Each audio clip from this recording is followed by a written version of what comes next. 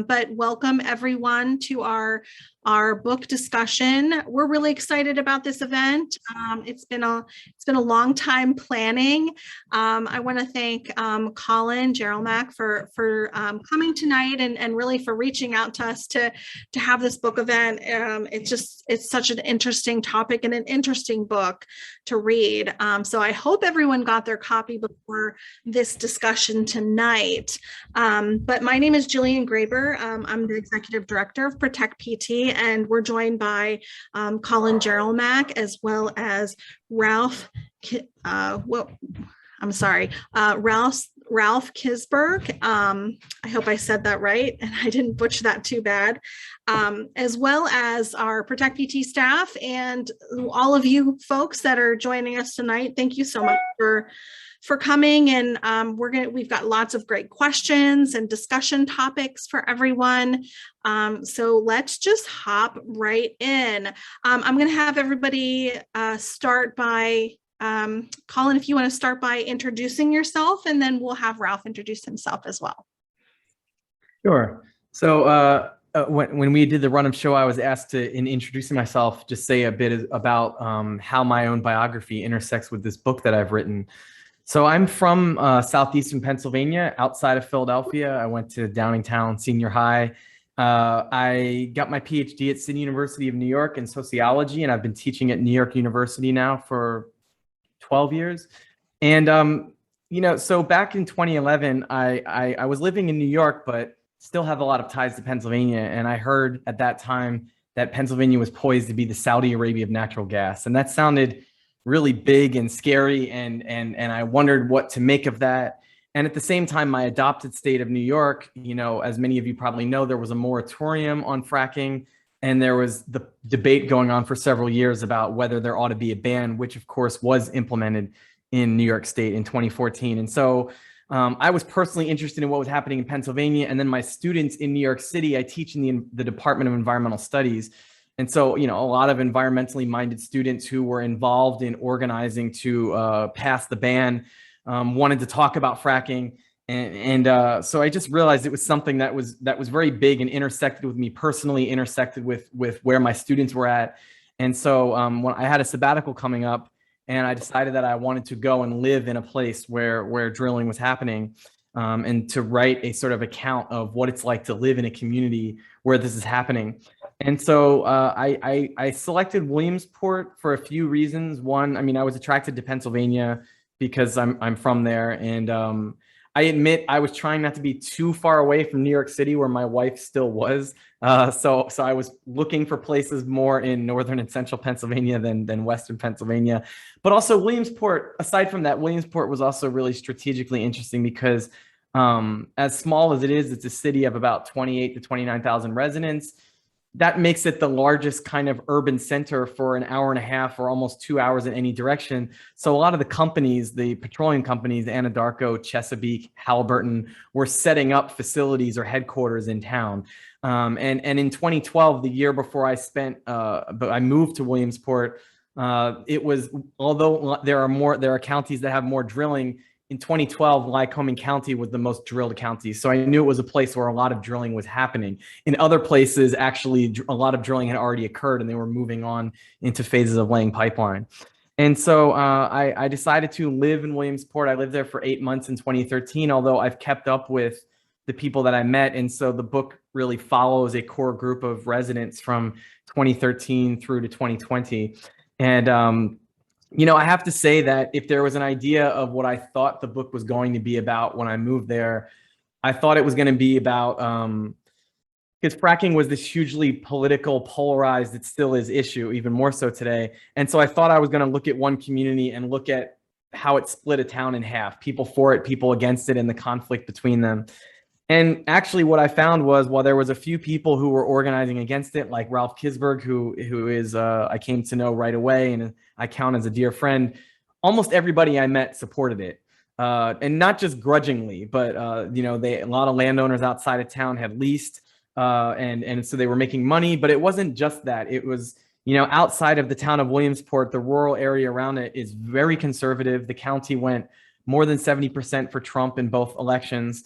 And so I realized that there was actually this almost, not NIMBYism, but please in my backyard. Like people wanted drilling. They wanted the government to step aside, not everyone, but a lot of people, and allow this industry to come here, and thought it would bring jobs and might bring people back to an area that had been losing population. And I'll wrap up here just by saying that one of the central themes that I didn't really think about until the latter stages of living there, and this is where the title of the book, Up to Heaven and Down to Hell, gets its name. America is the only country in the world, and I didn't know this when I started this research, but where the most typical form of property ownership includes the mineral rights, quote, down to hell. In most other countries, the government retains most or all of the mineral rights. And so America then is the only country where private people who own the mineral rights can decide to lease that land or to sell it, the mineral rights, and to make money from doing so. And so it really sets up this unique dynamic where, while fracking is this huge political issue, it's this huge economic issue, it's actually not. It's actually a series of individual choices made by a lot of private landowners who decide on their own whether to lease or not. So really, like the way that fracking plays out is really premised on the unique form of private property ownership that we have in this country. And what the book really tries to grapple with is how we grant individuals the right to lease their land without consulting with their neighbors or anybody else, because it's protected as a private right, how one uses their own property. But I argue, and I come to the realization in the book that, that this really shouldn't be so. Private property is not akin to free speech. The whole premise of free speech is that me saying what I want or loving who I want does not stop you from exercising your right to worship how you want to worship, love who you want to love. But you cannot lease your land for drilling or for a pipeline without that impacting other people, the people immediately around you, and of course the planet. And so it actually infringes on other people's rights to enjoy their own property, their rights to, sometimes their health, even, right? Life in that way, life and liberty. And so, and the very last thing I'll say, which I think I expect that me and Ralph are going to talk a lot about, is how folks were pretty distrustful. A lot of folks that I came to know of almost any kind of environmental regulation. Because they were distrustful of state government and federal government. And also, one of the things that this sort of, the fracking gets put through this partisan filter, where a lot of local landowners I met thought that anybody who was against fracking, the so-called fractivists, they viewed as outsiders, people who were likely from the city, who were liberal, who didn't share their, quote, rural values. And so even as people experienced issues with fracking, and Ralph's group, the Responsible Drilling Alliance, and others tried to help out local landowners, a lot of local landowners didn't really want to engage with them, and because they just saw them as unlike them, as not representing their interests, as for big government getting in the way of private property rights.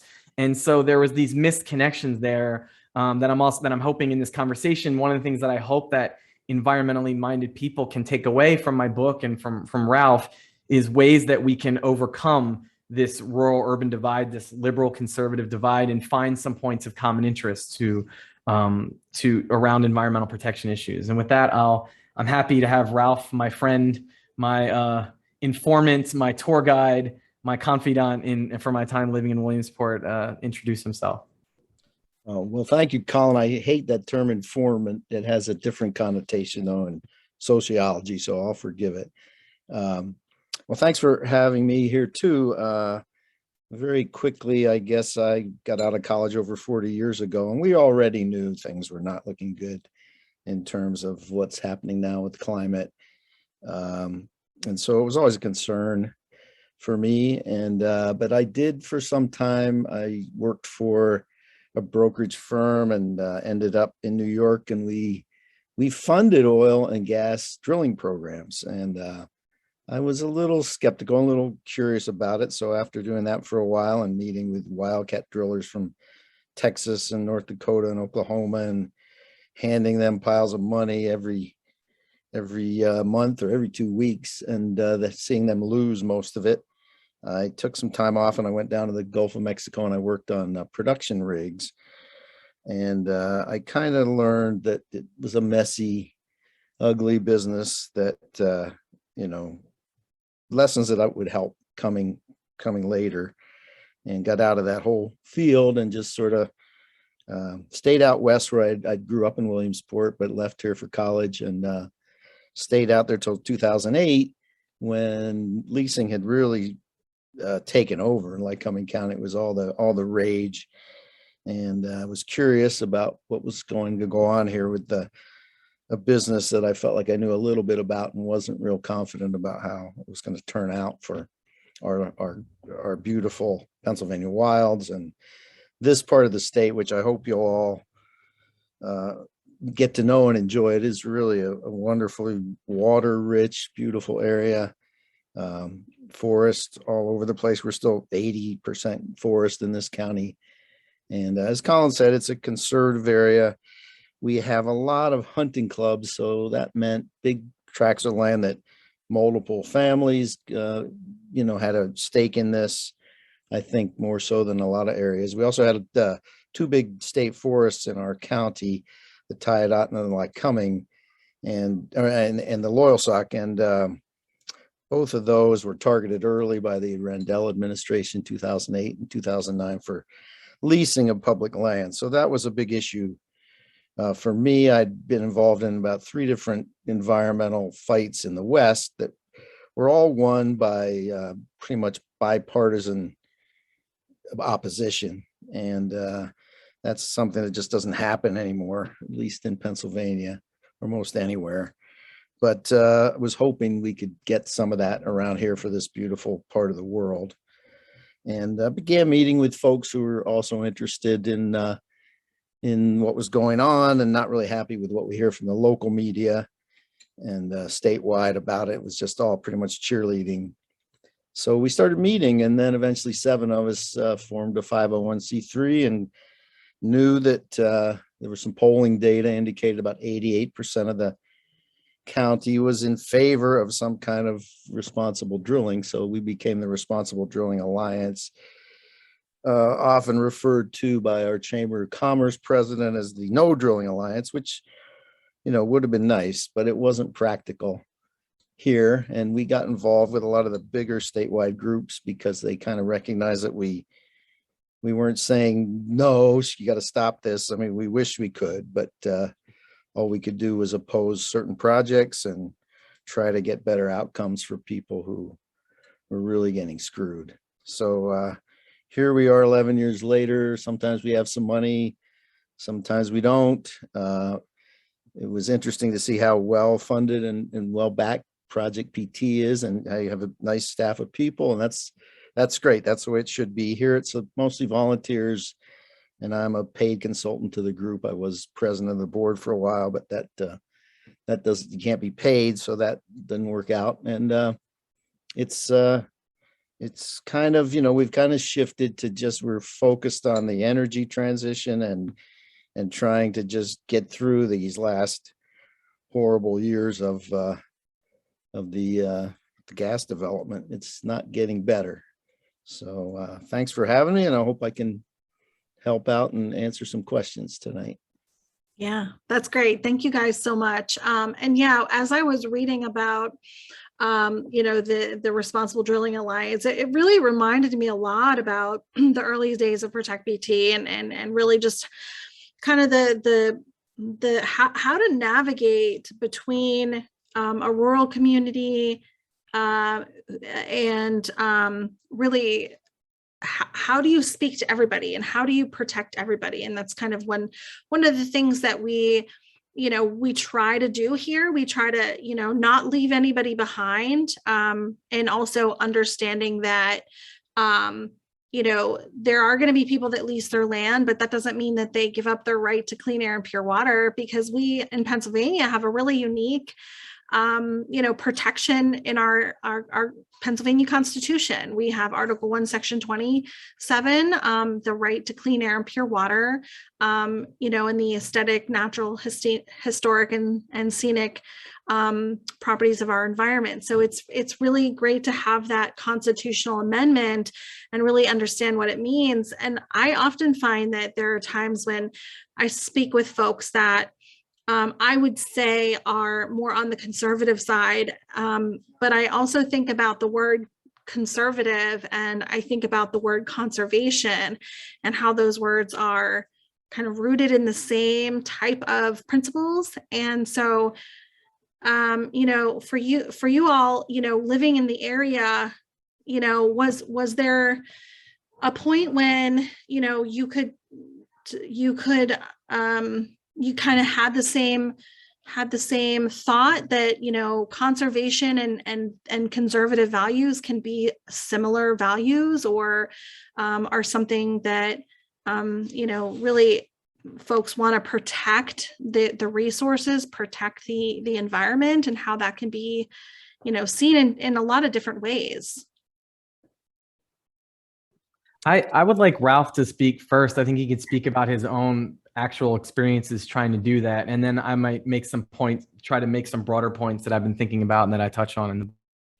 Sure. I mean, we had a couple of instances early on where, first of all, there was a beautiful public park that's owned by a foundation, and 800 acres, 880 acres. And one of our members found flagging for 2 well pads in this park, which, just seemed utterly ridiculous to us.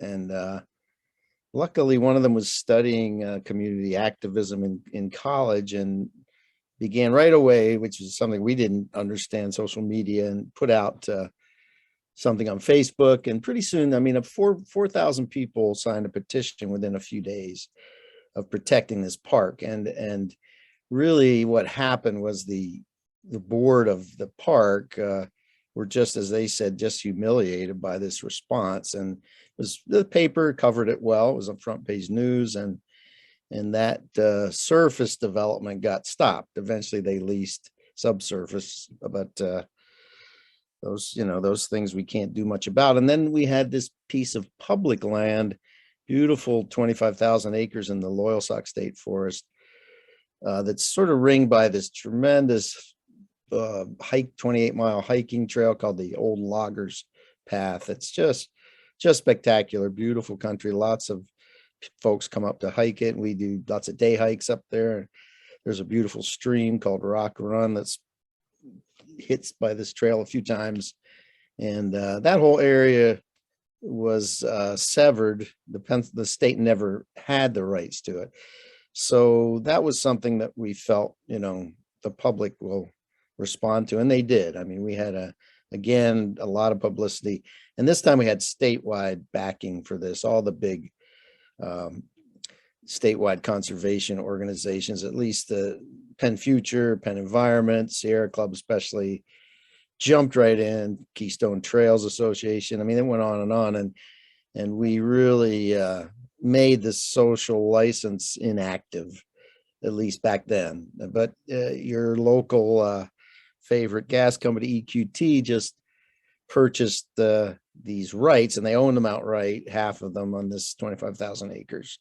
So this whole fight could come up again. We just don't know. But there's a picture of Rock Run in the winter. It's just spectacular. The water is so clear and beautiful and cold, and it's a lovely place all seasons, and really should be a wilderness preserve. And there is some next to it, and we hope to keep it that way. So yeah, in that case, conservation and conservative values came together.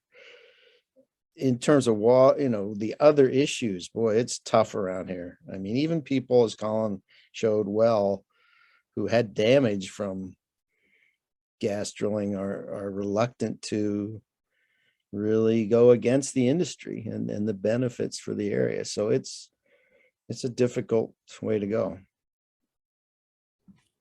Sure, I'll pick up there, and this actually gets to a question that I see that Annie popped in the chat. One of the things that and Jillian, you brought this up as well.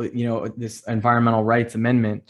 One of the things that it doesn't, I don't think it's enough to solve all of the big issues, but I think it's a way to get folks involved. Is I was struck when I was in Williamsport, and it continues to be the case, at how many people, who, even if they are not anti-fracking, they don't like the way certain things have gone down, and they're upset when they find out how little control their community has over drilling, right? That Pennsylvania, even with Act 13 getting struck down a long time ago, the DEP is, is taking municipalities to court who are trying to come up with their own sets of regulations. And so, I really, one of the things I've been struck by is how the idea of like local control, community autonomy is a kind of democracy that seems to be pretty bipartisan. Like, who doesn't like the idea of community autonomy, community empowerment?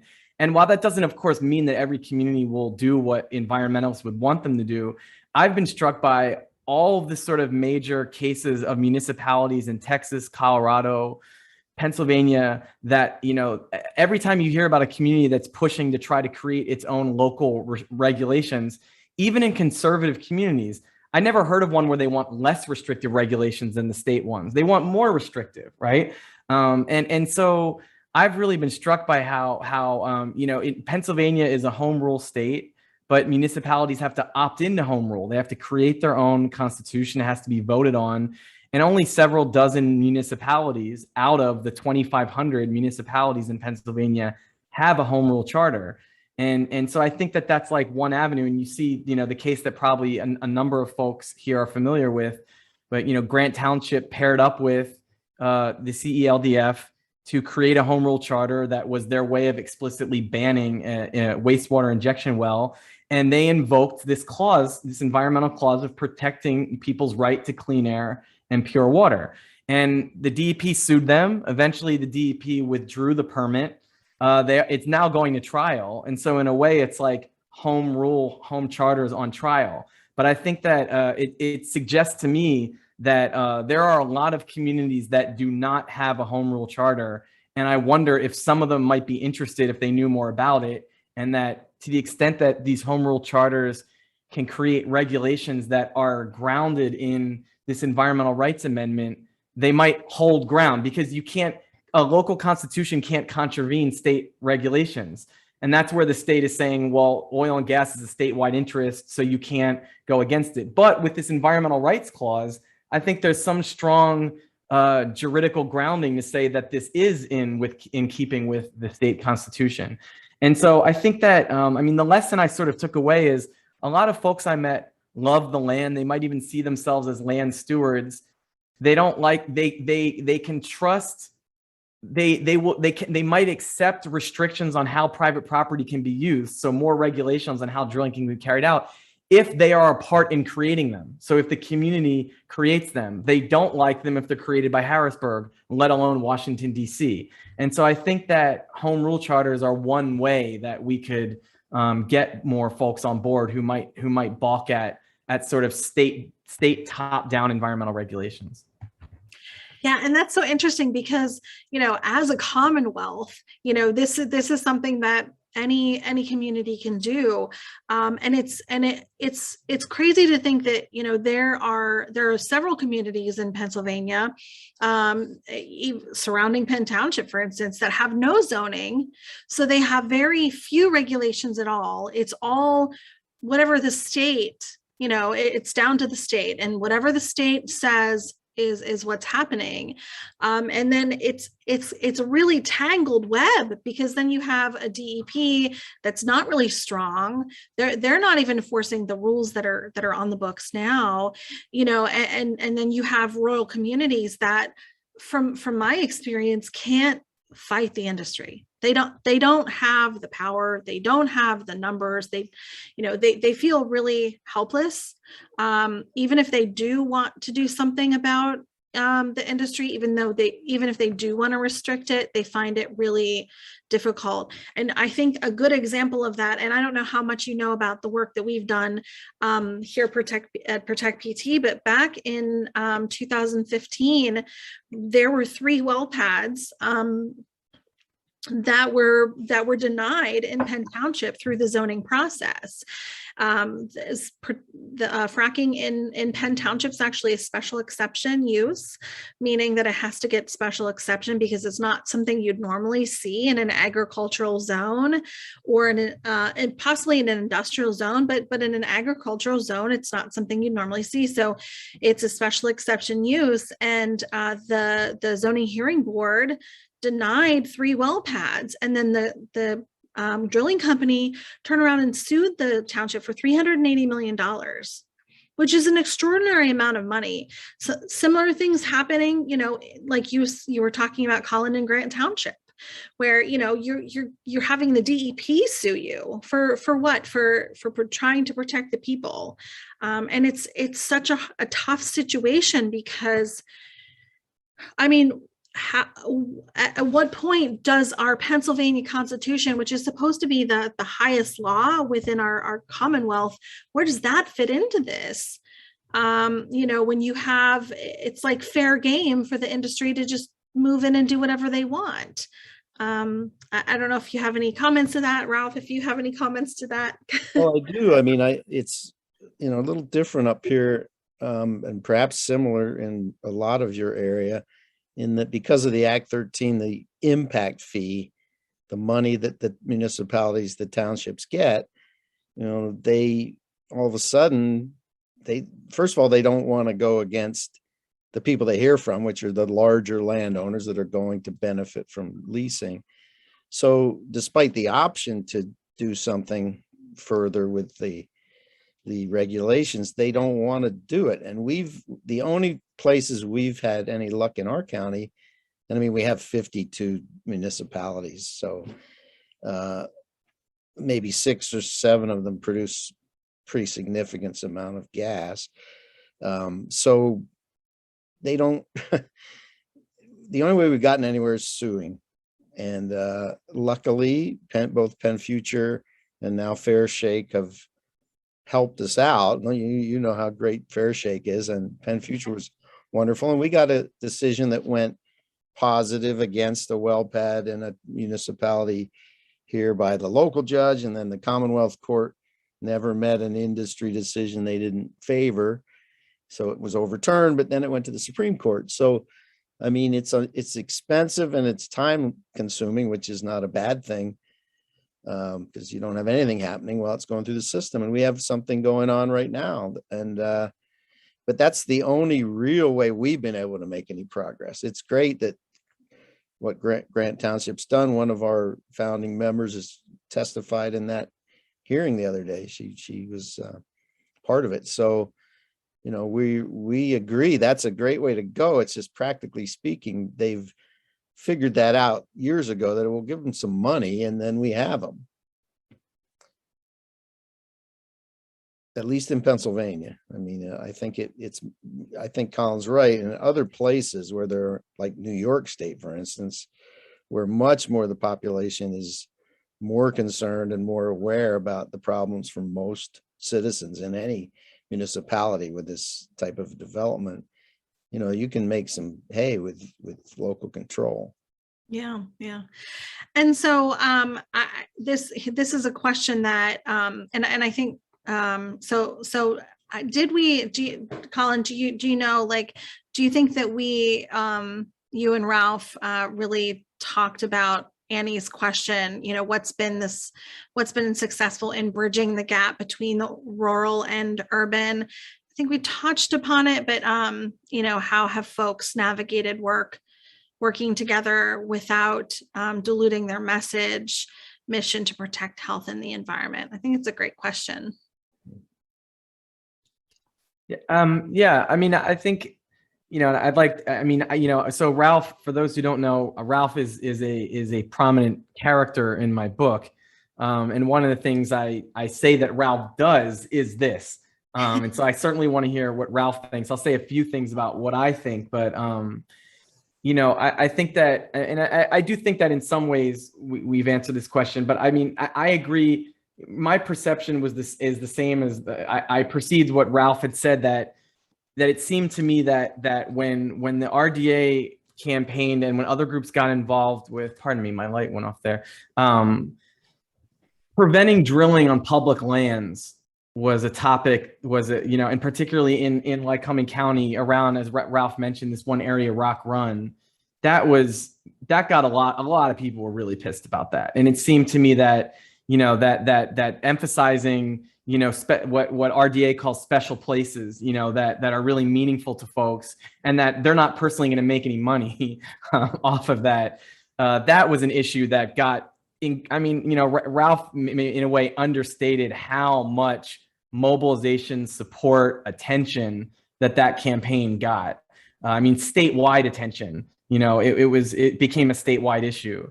And so, every community has those special places. And I think that even if some of them are technically private land, if they are sort of viewed as traditionally, informally public, it's a place where a lot of people swim and what have you, that focusing on those instances. I mean, other on a more deeper level, I mean, one of the things that I would say, and this is what I talk about in the book that I think that Ralph did, that I saw Ralph doing, was, and in some ways it's cliche, but it takes work, is that, I joke that, so I was an ethnographer, I moved there and I lived with people, and like my mission was to sort of understand their perceptions and their experience. And then I encounter Ralph, who's doing that. I mean, Ralph, when I met him, was not spending the majority of his time protesting and writing, like organizing anti-drilling campaigns. That's part of what he did. But Ralph was driving around. If he saw a drilling rig, he pulled over and like would talk to landowners, and was like, just like literally like out on the streets, out at places, getting to know people as a neighbor, and just shooting the shit and like finding out what's going on with them. And then when Ralph encountered, and I'll stop here because Ralph can say much more about it, but every time that I saw Ralph encounter somebody dealing with difficulties, his first response wasn't, well, that's exactly why the RDA is trying to, stop drilling. What he'd say is, here's some really practical things you might be able to do, and I can help you do them to mitigate your problem, right? Your immediate problem. So truck traffic or the placement of a well pad. I didn't see it as disingenuous that like that you try to rope them in and then you hit them over the head with your real message, but it was an actual commitment to learning the concerns of the community and how to solve their most practical, immediate concerns. And sometimes that doesn't lead anywhere else. But sometimes it does. Like another family we met, who I can't name them because they've now signed a non-disclosure agreement that the RDA helped, who then became anti-fracking activists. It started with seeing how Ralph and the RDA helped them with immediate practical problems, and then it led to them, becoming more involved in activism. So, I mean, I've said enough. I'm speaking for Ralph, but so I'd love to hear what he has to say. Well, it's interesting because things have changed. I mean, in all these years, and most of the big problems that you see from this picture, it probably was the same with you, is the way they would come in and just destroy roads, which led to destroying people's cars and tires, and that was the big issue. Everybody, it didn't matter if you leased or not, that drove people nuts. Mm-hmm. And but we had two people who had leases and two who didn't start a meeting, and two that would never have a lease. And one of the persons with a lease couldn't wait for it to expire. But, we had a cross section of people. And, there's some very specific little things that can be done. And sometimes, they just need help with the people that the company sends out to deal with them. But for me, it's kind of drifted into, now we're in this, crucial part of the whole climate fight, and it's sort of overtaken anything for me personally. So I sort of forget these different ways of doing it because, we have the polling data that climate is important to most Pennsylvanians, or a good majority, but yet not important enough to do anything. So how do we bridge that gap is what I think about and try to work on, and have no answers for yet. But so my thinking is, it's a little different than it was back when Colin was around and when we were doing this work of, just trying to make life here a little more reasonable. And we're doing it right now. I mean, people call us and say, what can we do? They're coming in my neighborhood. I have a sick kid to begin with, or I'm chemically sensitive, all the stuff you get, and really all we can do is say, all right, let's get you a lawyer. Let's look at your regulations and sure enough, it's all agricultural, and it's all residential / conservation, residential / agricultural. it doesn't belong in these places. And legally, you have a fight with the amendment, you have a chance at a fight if you can get the help. So it's come down to that. And I'm not sure I'm answering the question because it's changed, Yeah, I think it does change. And I really like the idea of the commitment to the community.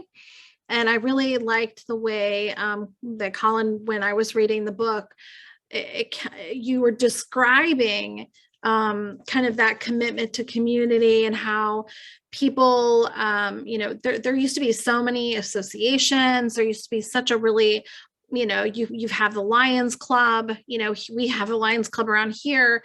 And it's a commitment to nurturing that community, to really being a part of the solutions to problems in that community.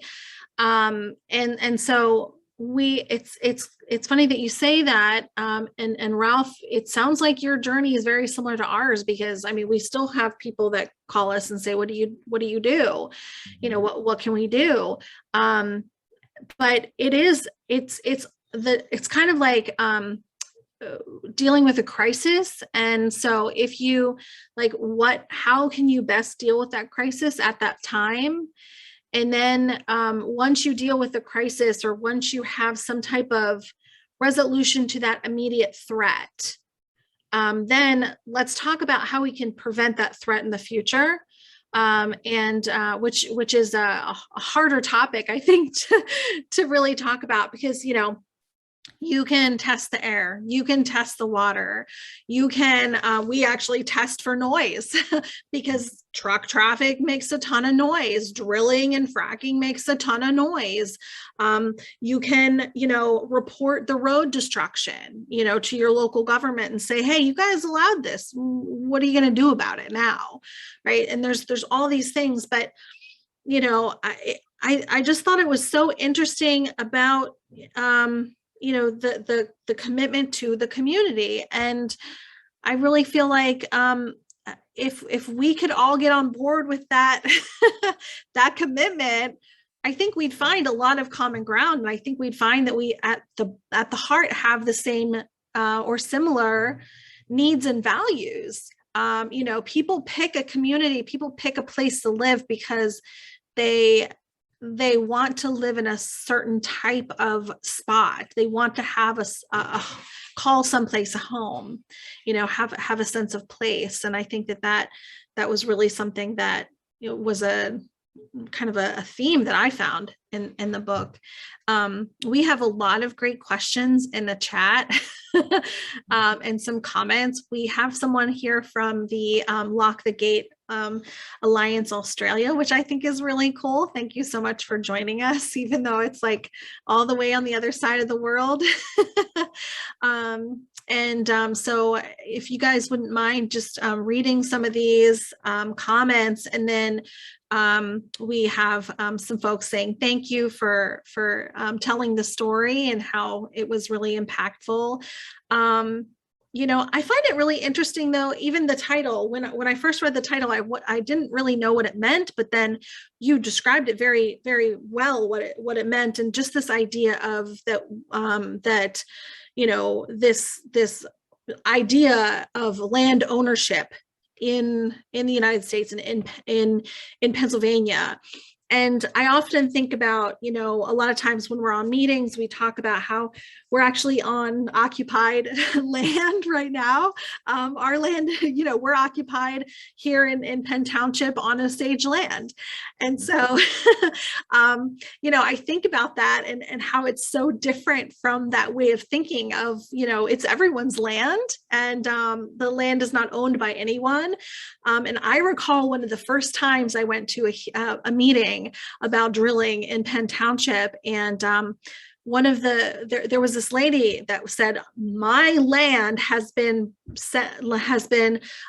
given down through generations from William Penn himself. And I thought to myself, but was it his to give in the first place? And when I read your book, it brought me back to that time when that happened. And it was just like really it brought home that point that, we have this ownership of property that is rooted in not only, the fight to have fracking happen, but also the fight to have it not happen. Because if I am a neighbor of someone that has a fracking well pad, where do my rights stop and start? And that's a lot of times the conversation we have. If it's infringing on my rights, what my neighbor's doing, how are they allowed to do that? Yeah, and I think I'm really glad you brought it back to this point. Jillian, you had said earlier about areas zoned rural or what. I mean, because here's where I find some optimism. I mean, I don't know if Ralph does, but a lot of locals, and I would turn up at these board of supervisor hearings, and a lot of times, a lot of people turn up. And while they have this idea, when I sit down with someone who leased their land, they say it's my land, and I ought to be able to do whatever I want. They actually don't totally believe that. They support restrictions on private property. It depends on who makes them and to what end. But they would turn up and say, you ought to not be allowed to put a parking lot over there. This is a rural area. That's going to destroy the rural character, right? And so you have zoning is created by municipalities, and a lot of people actually support it. They support it because they might not think about this explicitly, but they value a public good like rural character, right? Or a residential area, that's a public good. And there's a recognition that a residential area can be destroyed, for instance, by unlimited Airbnbs, right? Or by allowing a bar in a residential area. And so I actually sort of realized there are all kinds of ways that even super sort of conservative, even they might even call themselves libertarian minded people, actually do have an idea of the public good in mind. That entails restrictions of private property, right? I ought to have a say if you're going to put a cell phone tower on your land because I have to look at it, right? And it could affect my property value. And so then it becomes, as Ralph's already alluded to, the insidious ways that the oil and gas industry has actually been able to make fracking uniquely exempt from those kinds of locally oriented protections. But the room for optimism is that I actually sort of think that a fair number of anti-regulation people, if it can be made explicit how there are public goods that you are not allowed to control locally, that you are with other kinds of public goods that you want to protect, that maybe now, because I would turn up. Last thing I'll say about this is, and Ralph knows I sat in these with him, but people would turn up and they would say, that's too many trucks. There's a school near there. I'm really worried about how close that is. And they had this expectation that after their testimony, their locally elected board of supervisors would overturn it.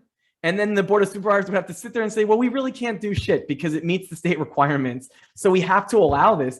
And people are really angry about that. Even people that like fracking overall are like, what the heck? We came, we did our homework, we presented testimony, and you're supposed to put restrictions to take that into account, but you can't, right? And so I think that there's an opportunity there. Yeah, I agree. I think, the thing that we see all the time here, maybe you do too, are the water withdrawals from local creeks.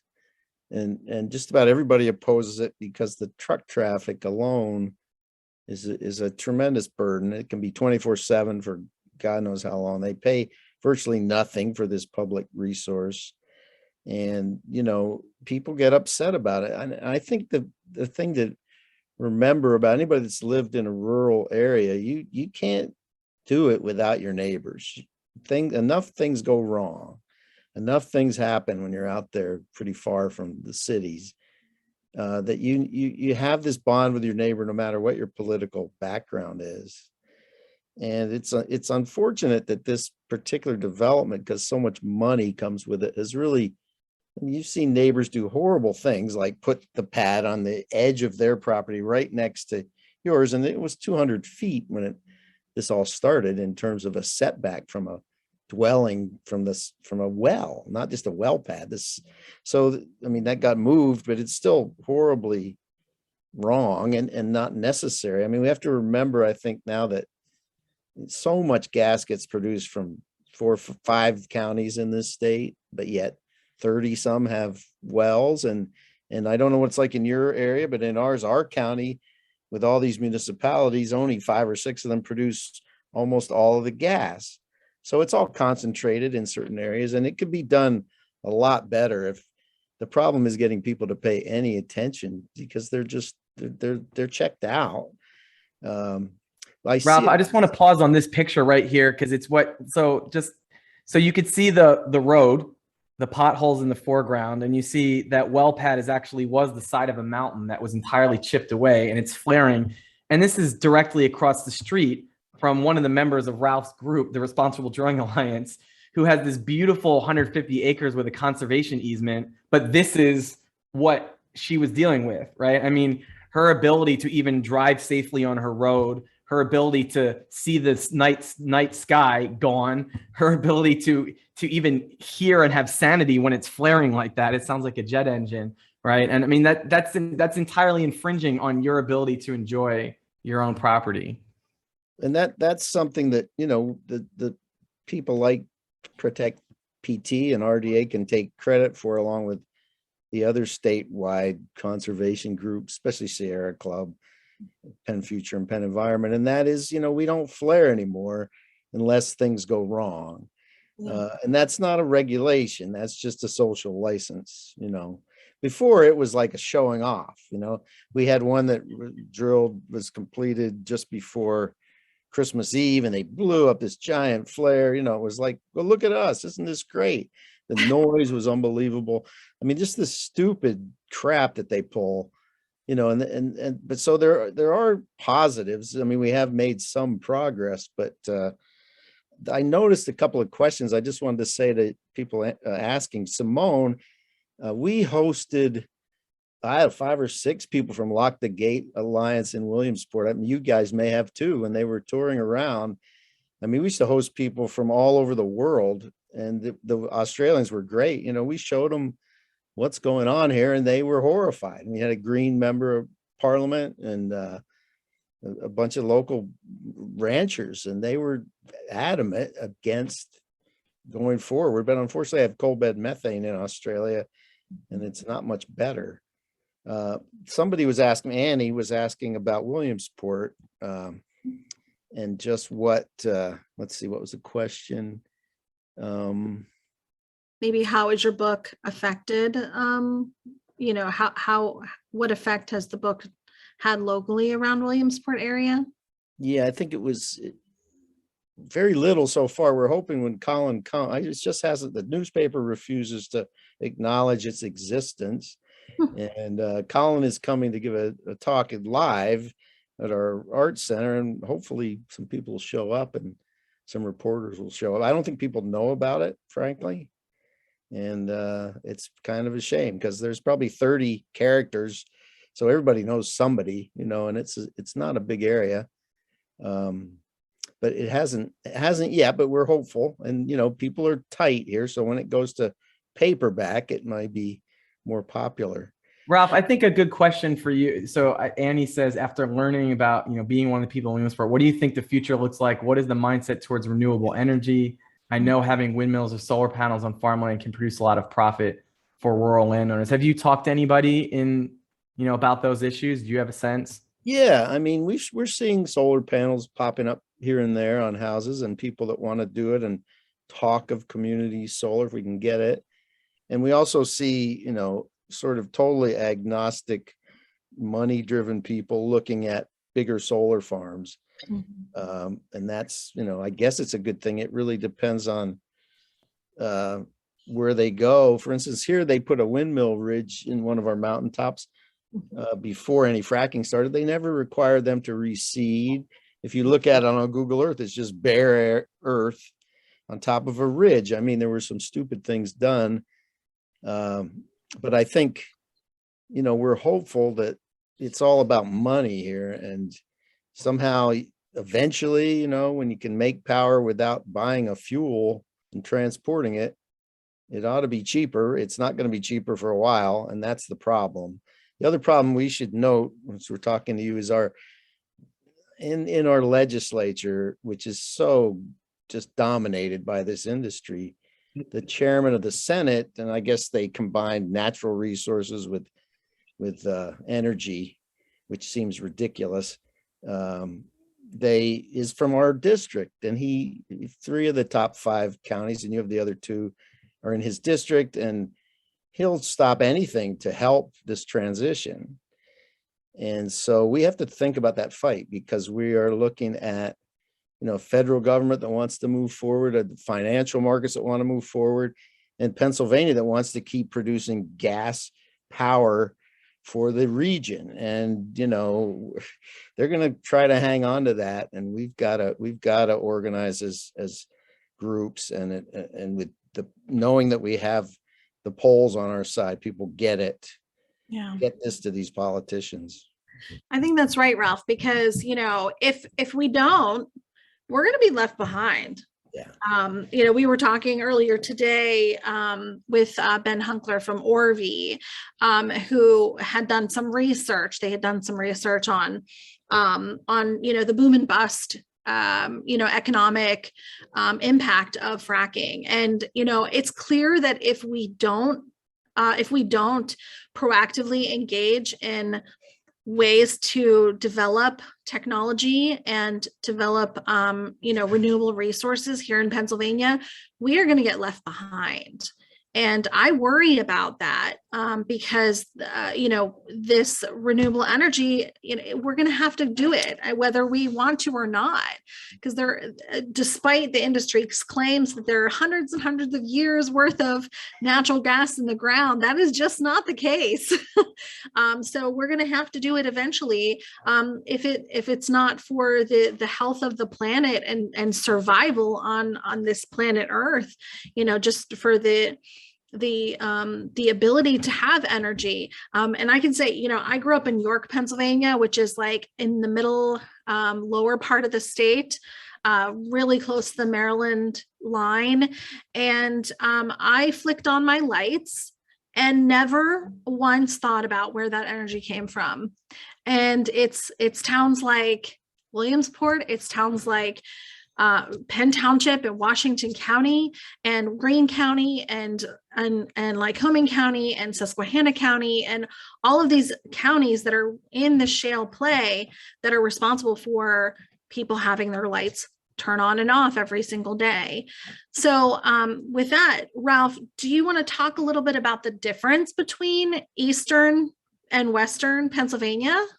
Yeah, I think the biggest difference is the type of gas, the fact that we have a very dry gas, which means it's almost all methane. It's 98 to 99% methane most of the time. Never seen it below 95 or 97. So that's totally different than the wet gas of your area and things like the Mark West processing plant and these added pollutants that come and this nonsense about, creating this whole plastics industry. And you're already out of attainment with air quality in the Southwest, and now you're going to bring that in.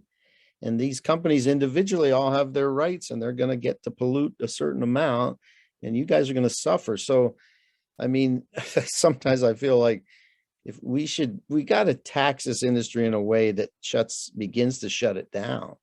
And you might as well be upfront about it, because they're going to scream that anyway. We've never gotten a severance fee. We've gotten this impact fee. Well, let's extend it. There's a lot more impacts than what happens locally. The local people still need their money. It's true, because of roads and bridges and the mess they make. But we've got to somehow, as a state, we've got to realize this thing isn't going to last forever. It's not going to last till the mid-century if we're lucky. We better be lucky. So let's get some money out of it to fix the problems that it's creating. You're leaving solid waste. You've got all kinds of cleanup coming our way. They used to bury the solid waste right on the well pad. So, there's all kinds of future impacts, and impacts are what we have, and impacts are what we ought to tax, and we ought to keep and let them know that we're going to keep increasing that tax until it gets expensive enough for people that don't care. And in the meantime, you can take the money and give it to the people who can't afford the extra costs of energy. So I think we have a solution right in front of us that we're not taking advantage of. And they came up with this RGGI idea, right, which is a pretty good idea for states that don't produce a lot of gas like us, because it's based on carbon emissions. We produce a lot of gas. It's not going to really help us do anything. It's just sort of symbolic, and it'll bring some money into important things that are needed. But we need methane, and there is a part of the federal plan is to tax methane. But whether they get that through is pretty iffy. And if they don't, we better do it on our own in this state.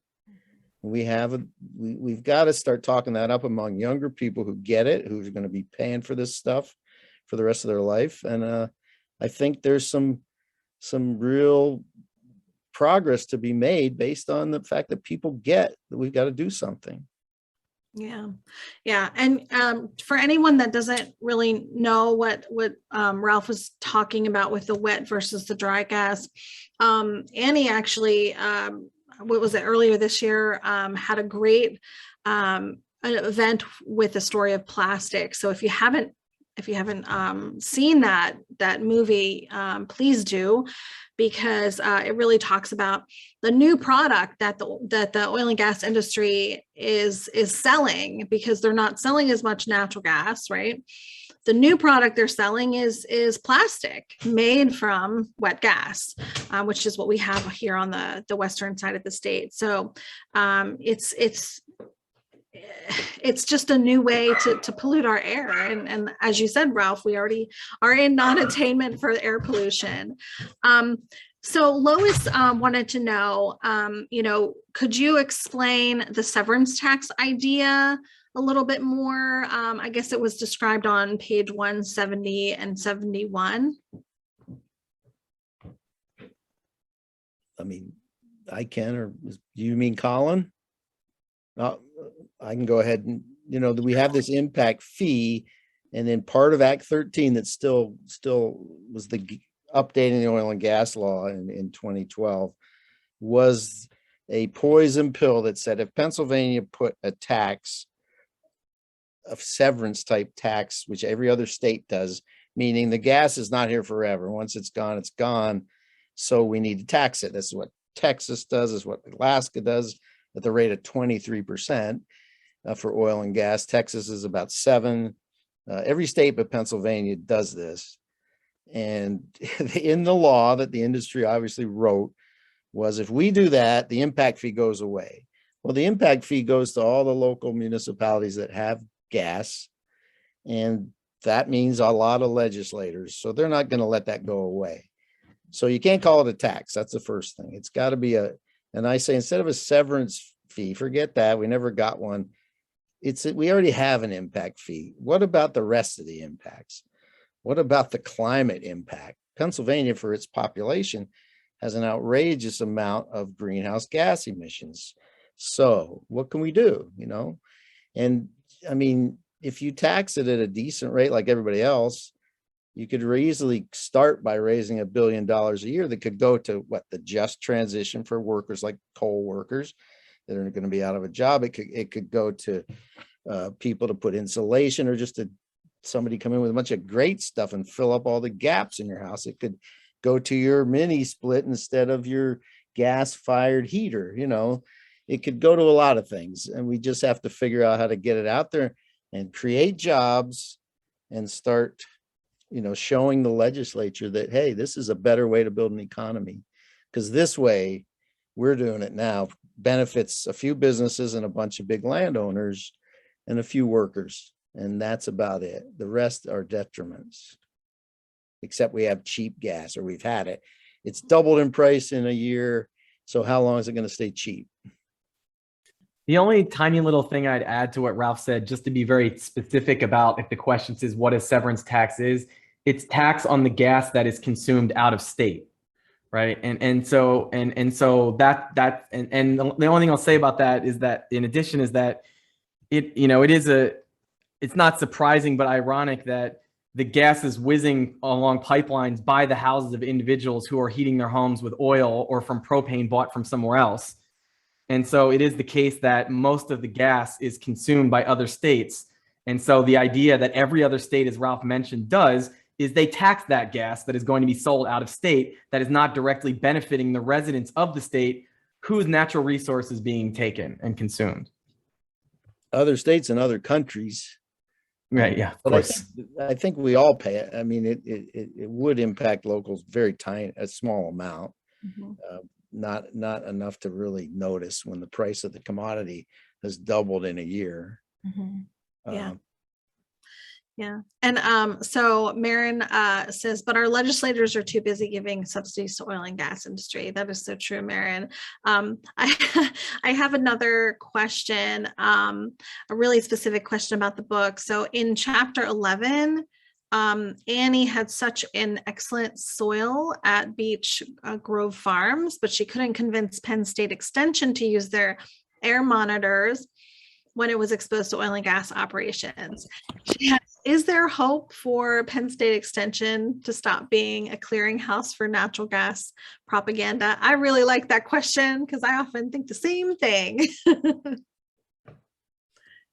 I mean, Ralph might know better. I mean, it seems to me if there's any hope, it's only because it seems like the whole kind of cottage industry of what is sometimes called frackademia has mostly run its course. Like I don't think that I've not seen any evidence that researchers at Penn State are actually doing new substantive research on the negative impacts of fracking. But it does seem that a lot of their more practical engagement ran its course. I mean, they had events on what to do with your royalties and how to understand a royalty statement and that kind of thing. And because now basically, I mean, as Ralph will tell you, there's actually, there's, at least the last I checked, there was less drilling rigs active in the state than before the fracking boom, right? Like we're kind of at a phase, at least for the moment, where that kind of education that Penn State was doing that was for the most part pro-industry education is just gone. That was kind of for an earlier phase, it seems to me. Yeah, it's interesting because the people like the folks in Orvie, they're the ones that are doing the research on economics. They're the ones that are doing, and there's other great universities and institutions that are doing the work, the research on the ground. I mean, I feel like with a new public health study is coming out almost every day. And sometimes it's from academics, and sometimes it's from organizations like, Physicians for Social Responsibility just put out, the Fracking in Forever Chemicals report, which was pretty shocking, as well as NRDC wrote a report on their research on, called A Hot Fracking Mess. And it's crazy because all of this evidence keeps mounting, whether it's from independent studies, whether it's from universities, whether it's from researchers, academics, but when is it going to be enough for our elected officials to finally say, you know what, maybe public health is worth more than cheap energy? Do you guys have any thoughts on that? Well, I wish that was true. I mean, I agree with it totally what you're saying, but I don't see it here.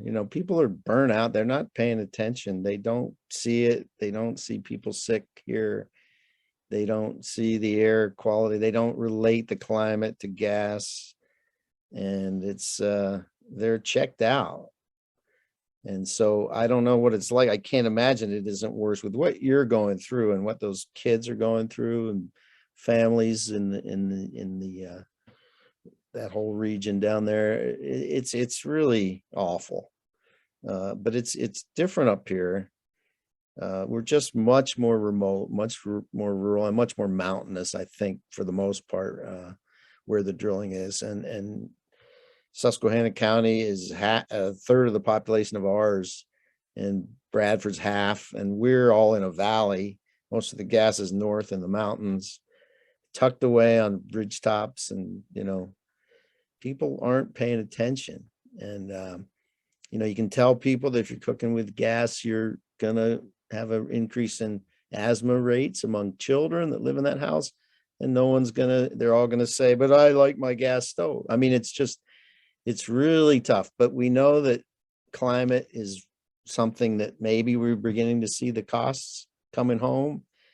And are we really going to be able to maintain producing all this methane out of this place? One thing that no one ever mentions, we had a chemist and a chemical safety engineer in our working group for years. Methane is the smallest organic molecule. It's real hard to contain it. It's leaking in a lot of places. And you read, I mean, a lot of people in the environmental world, we're almost at a tipping point where they're going to go back to gas as a bridge fuel. It's really a critical point right now because they know it's coming to an end and they want to push it out. And I'm afraid that it's only going to increase the development of gas around here for the next this decade anyway, before we can finally get enough renewable energy going at low enough costs and to be able to really see a change. So we've got a lot of things to deal with right now, and it's really up to younger people and young parents and people to really grandparents to start pushing these legislators into the 21st century in Pennsylvania, because we're way behind. I mean, the one thing I'd add briefly to that is, I guess, to try to give a little bit of optimism, even if it's not for the right reasons, Jillian, of like why politicians may start paying attention or people may become more amenable. It's because I think, I do think that the industry is facing a lot of problems right now. The economic promises have not come to pass. And it's not just the reports like Orvie, which are very important and saying like it actually didn't provide that many jobs. I mean, I just saw a report today out of Ohio, like their business magazine, which is very pro-industry, talking about the royalty checks that never came or that were under-delivered. But, a lot of these national pipelines that companies spent 15 years fighting for, now they're walking away from when they finally have gotten permission because of sunk costs, right? Shareholders revolting because fracking has never actually made money. It's just tore through shareholder money. And so now they're finally saying, like, if this industry isn't going to make any money, why are we sinking all of this? Should we throw good money after bad? And it's a shame, and it's not going to make it happen as fast as we need. And it should be for the right reasons, the ecological ones, the moral ones. But it does seem like there's this moment where, shareholders and a lot of economically minded people are getting closer and closer to environmentalists with saying, like, they just, it's pure economics. They're worried about sunk costs. Why build a pipeline now that we're only going to use for 7 to 10 years when that pipeline, is going to be built out to last 40 years? And so I do think that it just seems like, and you see this with the divestment movement happening with many universities divesting from fossil fuels and the like. And so it's a shame. It shouldn't have to be the economics, but I think that's making these other messages people more open to them, because it didn't even deliver on the economic promises. Any future building out is now a sunk cost in an industry that is going to be stranded assets. And now look, it's also producing these health impacts, and we care about climate change. Even a lot of conservative people care about climate change. And so I'm hoping that those confluence of forces can help, open up people to new messaging. Yeah, that worries me too, because as we've seen with the mining industry, if the oil and gas industry, runs out of money, because it's bound to happen. If they run out of money, then what happens to all these wells that have been fracked? What happens to all these pads? What happens to all of these compressor stations, all this infrastructure? It's gonna keep leaking, and no one's gonna do anything about it. All of this pollution, I mean, we're dealing with a legacy pollution of the oil and gas waste, and the waste being radioactive. And I mean, that it's going to be radioactive forever. And how do you clean that up? And it's in landfills. So, it's in landfills all over the state, even if you don't live around fracking. For instance, there's leachate that's coming from a landfill in Westmoreland County that's being trucked all the way to Altoona. And they're trucking it to Altoona. People in Altoona might not live anywhere near fracking, but if they are exposed to that radioactive leachate, then they're going to be exposed to radioactive waste. And so and this is, I mean, it's not going away. We're still going to have to deal with that. Somebody asked me one time, if you guys were successful and stopped fracking, what would you do? And I was like, well, there's still so much, there's so much cleanup to do. Even if we stop today, there's so much cleanup that we'll still have to be strapped with, that the industry's not going to be strapped with, especially if they don't have any money to clean it up. And it's not like the state's getting any reward from it. It's crazy. And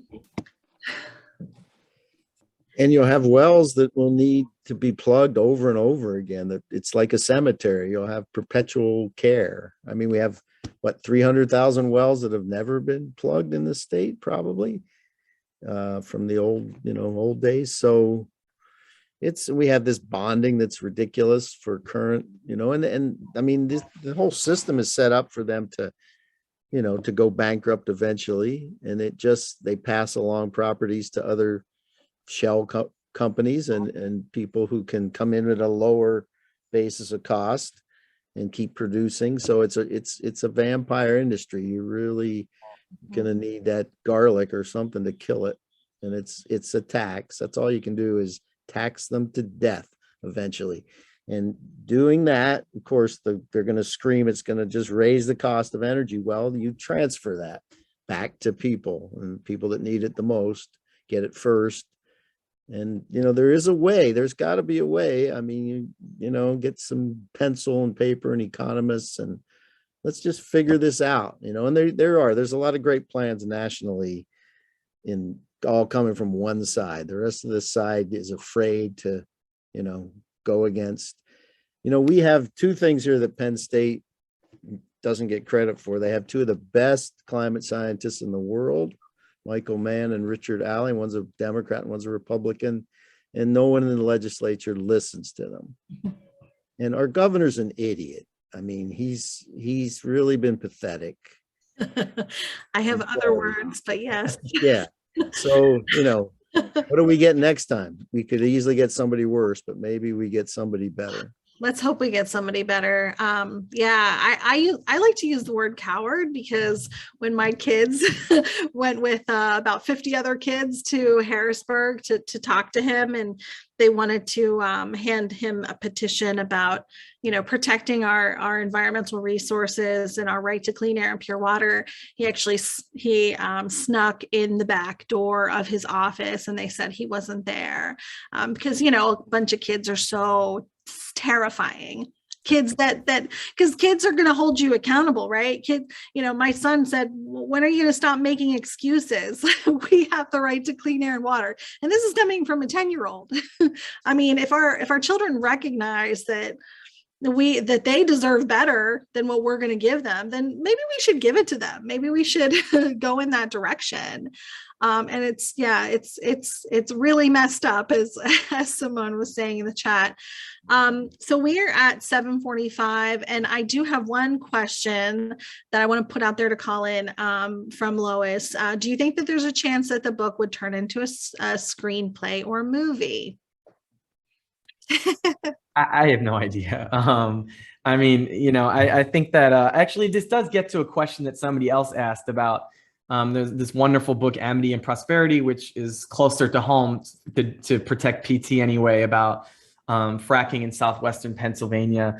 I would, in my own view, that's a more likely and perhaps even more worthy candidate for play or screen. And I will, but to talk about that book too, as far as answer the question, I think that book, of course, won the Pulitzer Prize. The amazing thing about that book, the beautiful thing about that book, is how its entire focus is on this one family, and it really gives you a sense of the health impacts. And as Ralph said, there actually seems to be more health impacts in the Southwest than at least I've heard about in the region where Ralph is.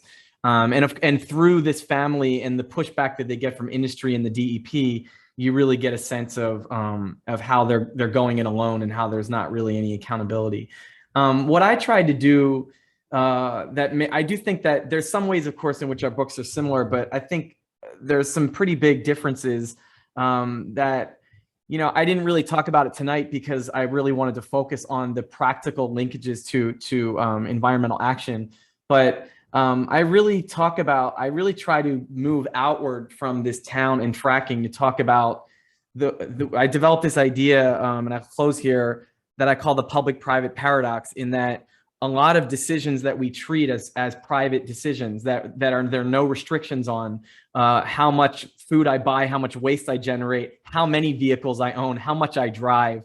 All of these are treated as private decisions in the way that they're equivalent to free speech or something else. But I argue that they ought not be, because there are limits on free speech. There are limits on religious expression, and that's if they prevent somebody else from enjoying those same rights. But that environmental decision, and I'm not blaming the individual, it's our legal political structure that enables this. But we all the time are making seemingly private individual choices that, aggregated together, actually infringe on other people's quality of life, their ability to make a living on their property being altered by climate change and the like.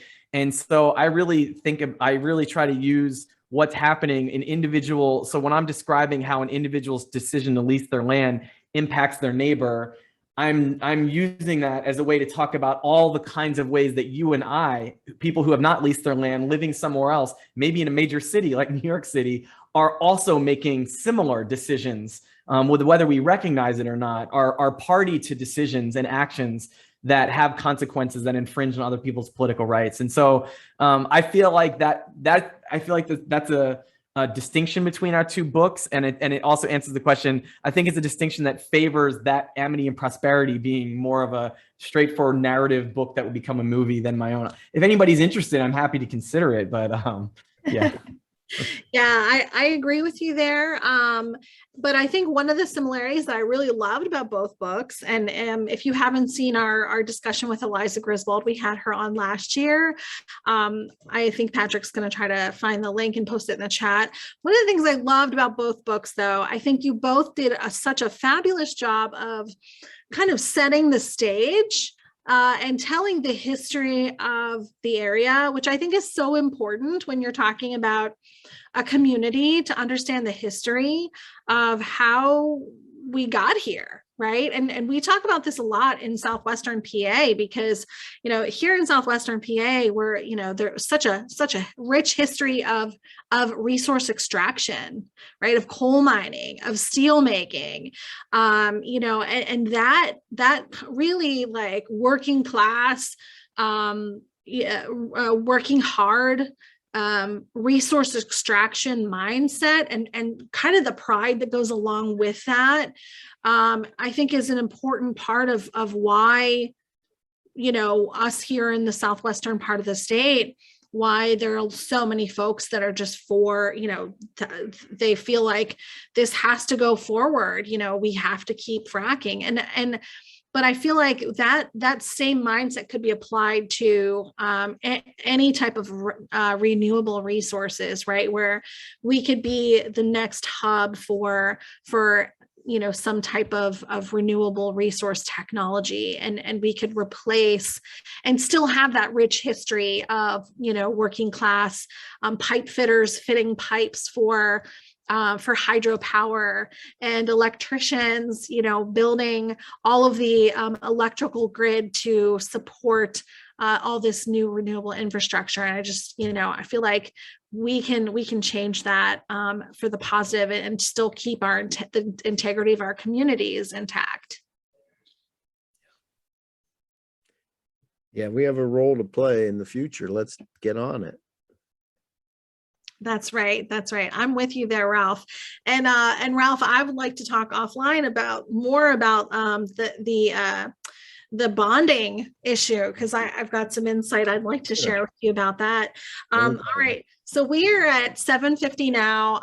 If there are any other last minute questions, I'd love to have them, if you wouldn't mind putting them in the chat. If you feel more comfortable taking yourself off mute, please do. I want to just thank everybody for being here. Thank you, Colin. Thank you, Ralph, for the wonderful work that you're doing in the community there in Williamsport, PA, and Colin for writing this book, because I just think it's an important story to tell. We do have the opportunity for you to still order the book and get the book online. We actually have a coupon code there on the screen to get 30% 20% off. And also we want you to take the survey for the event. Tell us how we did, because it's an important part of the work that we do to make sure that we're giving information that is relevant and important to people in their communities. And with that, one of the things that we do a lot is called our Home Resource Guide Workshop. And our Home Resource Guide Workshop goes over in 4 sections how you really can help yourself and advocate for yourself when industry comes to town. The first part is on complaint and compliance of state and local laws. The second part is on air and water pollution. The third part, we go over noise pollution, and we also go over emergency evacuation and emergency preparedness. So we kind of taken all of our education that we have gained within the last 6 years and put it into one guide, one resource that you can put on your bookshelf, and you can pull it out when you need it. Because at some point, if you live in Southwestern PA or anywhere in the shale play, you're going to need it. So we want to make sure that folks have those resources at hand. And then, of course, we also have our open house. So you can go to our events page for any of that information. Mary, was there anything else that I'm forgetting before we hop off tonight? No, I think you covered it all. And thank you, Patrick and Annie, for adding all those links in the chat too. And Colin for sharing your contact information. And I just wanted to let folks know I will be sharing out these slides after the presentation along with the recording in case anyone wants to rewatch later. Yeah. Mary, were we going to give away a book? Is that something we did? Yes. I probably need to check in with Marie about that. Yeah, we can pull a name for that. And we'll probably be announcing that sometime this week, I'd imagine. Okay, so if people are watching this on YouTube and they haven't registered yet, can they still register to get the free book then and watch the YouTube? Yeah, we haven't pulled a name yet. So yeah, I'd say go ahead and register and we can add people into that drawing. Okay, cool. All right. Well, so read the book, get the book, watch this discussion, and join us for some of our upcoming events. It's important to know how to protect yourself. And thank you so much, Colin and Ralph, for sharing your journey with us. We're really thankful to have you here tonight.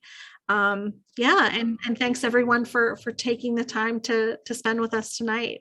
Thank you. Thanks so much. So meaningful. Yeah. Any last thoughts before we hop off? Support Protect PT. They're doing a great job. You guys keep up the good work. You know what Ken mentioned, and thank you so much, Ken. Hazel, you might want to mention the new mobile reporting tool. Yeah, thank you so much for mentioning that. So we have a new mobile reporting tool where you can report things that are happening near you. Truck goes off the road and is spilling stuff into the creek, you can report it. There's air pollution near you, noise, you can report it. It's just report.protectpt.org, and that's it. And you can do it anytime, anywhere. So we have more information on our website. Thanks so much, Ken, for shouting that out. And thank you guys for joining us tonight. We really appreciate it. My pleasure. Have a Take great care, one. everybody. Bye.